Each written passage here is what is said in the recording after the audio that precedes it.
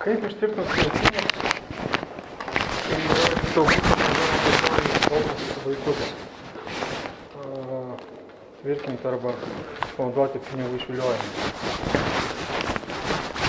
Tarkim, kito buto kompiuterį paleidžia elektroninių balsų efektą. Tai vaikams pasakoja, ką daryti, negarsiai. O negirdisi triukšmas. Su garso inžinierijos programą padariau gerai girdimą garsą, girdisi elektroninis efektas ir žmonių kalba. Vaikai į tai reaguoja, pradeda kalbėti. Kaip jūs...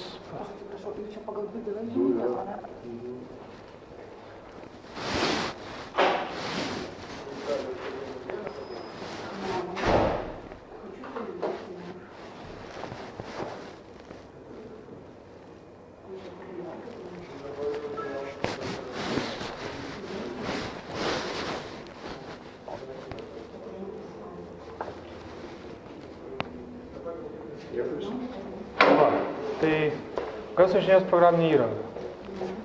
Ir kamerai rašo foną atsiradusi. Vaikai tą foną reaguoja. Triukšmas papildomas atsiranda. Vaikai tą foną reaguoja. Ta garso kelį nukeli, padarai garso inžinierijos programinę įrangą, išvalai kalbą, išgarsini, girdi elektroninių efektų, panaudoja kalbą, kaip būna koncertas. Ir vaikai tai reaguoja, pradeda apie seksualinius dalykus kalbėti ir apie piniginius.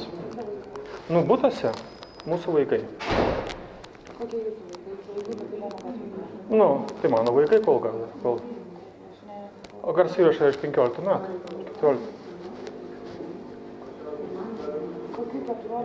15 metais iš tai įrašai, kai aš dar kartu gyvenau. Patys pasidarė, kai manęs nebuvo. Tai aš noriu paklausti, tai elementariai, yra įrašas, vaikai padarė įrašą su kamera, žaisdami. Iš svetimo būto 15 metais yra.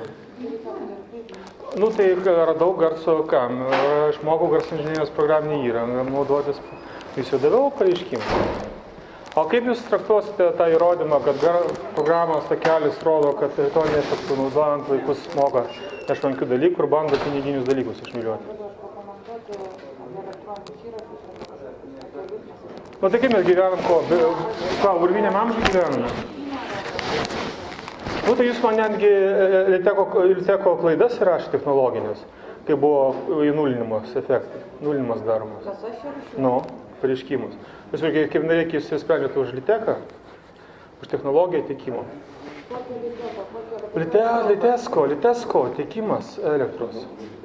Jis rašo, kad Litesko yra klaidos tiekimo, o ne kaimynų padėjimai. Ką? Nu, jis niekada nesupranta, bet rašytiniu keliu tada reikės kelti.